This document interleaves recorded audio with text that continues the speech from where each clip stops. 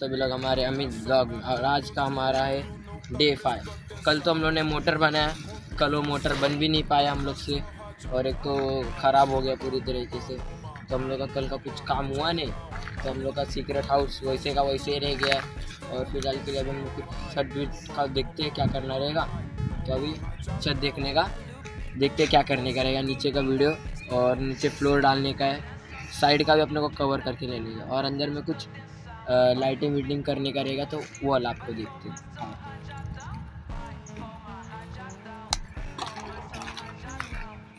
तो अभी हम लोग इधर लेके आ चुके हैं घास, मतलब पानी के इसमें से लाए उखाड़ के, तो हम लोग को जैसे तालाब के पीछे में है, और हम लोग अभी इसको इसके ऊपर लगाएंगे, छत के ऊपर।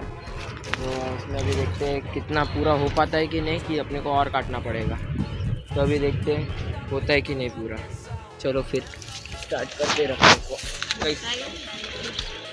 हाँ